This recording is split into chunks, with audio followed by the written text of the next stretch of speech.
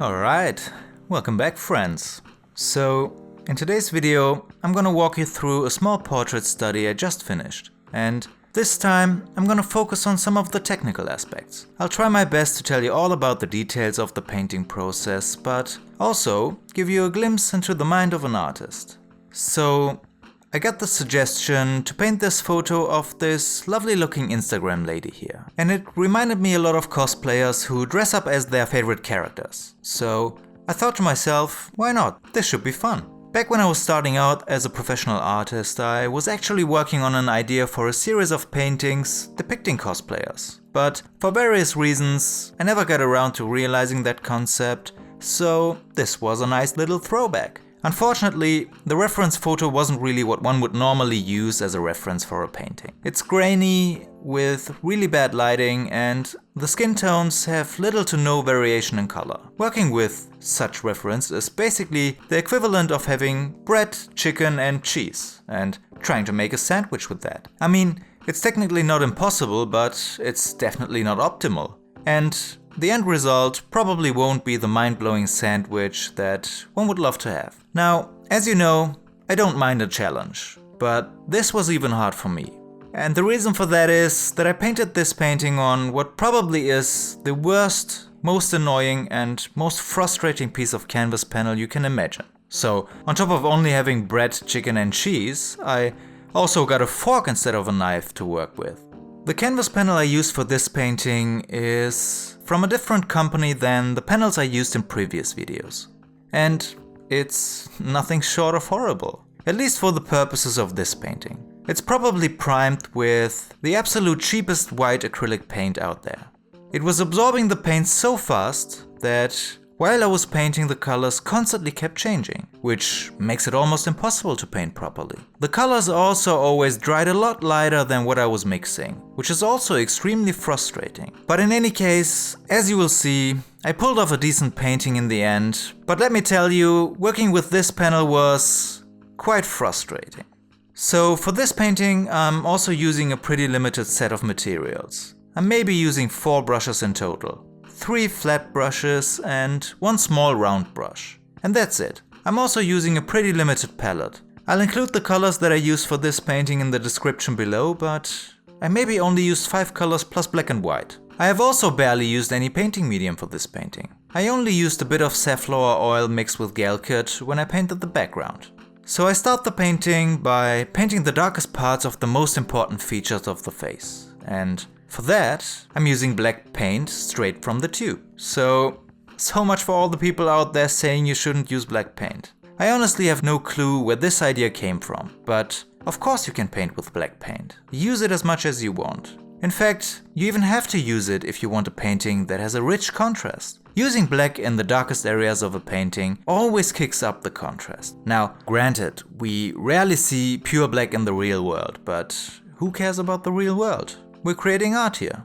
Since there isn't much detail in the reference photo, I have to make up a lot as I paint. So I often find myself painting from experience rather than reference. As for the eyes, one thing to note is that the white of the eyes is never white. It's actually almost always a pretty dark gray. It will only look white once I start to put down all the colors surrounding it. So I focus a bit on the eyes and try to make the gaze look as intriguing and interesting as possible before I move on to the other areas of the face. Next I paint the shadow areas of the face, which in this case look really light. As I've mentioned before, the reference doesn't have good lighting. The shadows are almost as bright as the halftones and the highlights. This kind of lighting situation usually isn't the best material to work with. It's actually what we want to stay away from when painting a realistic painting. You can't really create the illusion of volume when there's no distinction between light and shadow. Usually, you can work around this by creating volume with color and by emphasizing color differences. But my reference didn't have much of that either, so I do a lot of the work here by painting what I know rather than what I see. And I exaggerate all the colors I see. If one area looks slightly warmer than another, I will exaggerate it and by that create a much clearer distinction between warm and cool areas.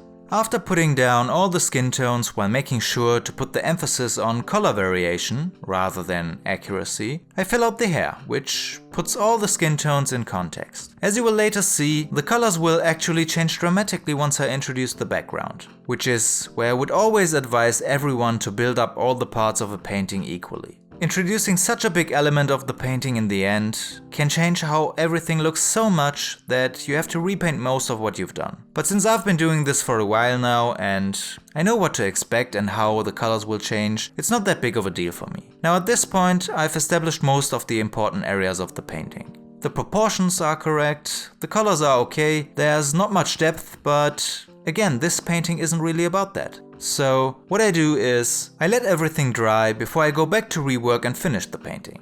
At the beginning of the second session I repaint the eyes. There are no major changes happening here, but I clean up some of the edges and I correct some proportions, and I also make sure to punch up the contrast. Next I go on to repaint the other areas of the face. Now, I'm not completely repainting everything. Although in this case, since the canvas I'm working on is so shitty, I ended up repainting most of what I painted. The fact that the colors kept changing made it nearly impossible to match the colors, so I had to repaint some of the areas as a whole. As you can notice, there aren't many major changes happening here. This part of the process is a bit like watching a cake rise in the oven. You can see that it's changing, but it will only become apparent how much it has changed once you compare it to how it looked in the beginning. I'm basically just correcting some of the shapes while focusing on making everything look harmonious rather than like the reference material. Painting something to look exactly like the reference material probably is one of the most pointless things you can do, even if your goal is to paint photorealistically. Whatever you paint will always be viewed and judged on its own. It's not like your art is displayed with the reference next to it. It doesn't matter how close something looks to the reference material.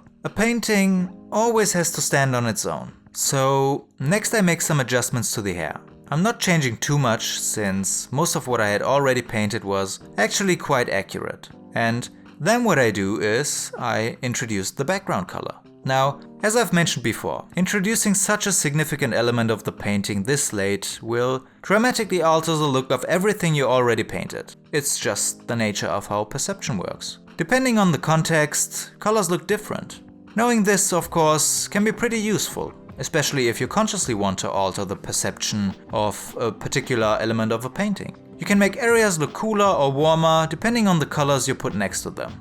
So after having suggested the background, I have a better idea of how the finished painting might look like. So I go back for some final adjustments before I paint the entire background and introduce some abstractions, or how I sometimes like to call them glitches. So I lay in the background and start contrasting abstractions with the realism. And although I introduce imperfections to the painting, I still try to create a balance between all the elements. There's actually a science to this, but I've been doing this for so long that I'm just doing it by intuition.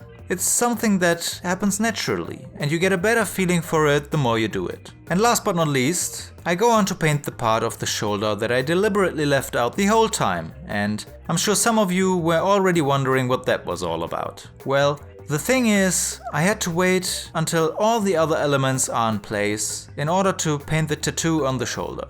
I know it's tempting to paint such an interesting and major element right away, but whenever you can emulate something from the real world in a painting, it's actually also best to do that. So when you have something that's painted, written or tattooed on skin, it's actually best to do exactly that. Paint the element on finished skin. Now, there are some exceptions to this rule, and a much better way of expressing this would actually be to always paint the most complex layers last. But generally speaking, whenever you can emulate the natural order of layers, it's usually also the best approach to do that. Another example of this would be writing on paper or prints on a shirt. You paint the paper or the shirt first and then put on the writing or the prints. And with the last element of the painting in place, all that's left for me to do is make some minor adjustments here and there. So, do I wish the reference for the painting was better? Yeah. Do I wish the canvas panel wasn't the shittiest thing in the world? Of course. But here's the thing. Working with these limitations is actually what makes us grow the most. Sure, it can be frustrating and hard sometimes. I can't tell you how much the canvas panel annoyed me. But it's situations like these that force us to find new ways to solve problems. It takes us out of our comfort zone and ultimately teaches us new things that will come in handy in the future. Will it be the greatest painting you ever painted? Well, I don't know. Probably not. But that's also not surprising. I mean, let's go back to our sandwich analogy. What can you do with bread, chicken and cheese? The greatest sandwich ever? I mean, maybe someone can, but most of us can't. But what we can do is learn how to perfectly cook the chicken, or for example find new ways of cooking, cutting or combining things. I mean, when you have limited ingredients, you have to get creative. And that's what we want. That's what will ultimately help us in the future, when we don't have any limitations. That's when all these experiences will pay off and allow us to, hopefully, finally make that damn perfect sandwich. But with that being said, guys, we're gonna bring this video to an end. Thank you all so much for watching. Please hit like, subscribe if you're not already a subscriber, and yeah, have a good one.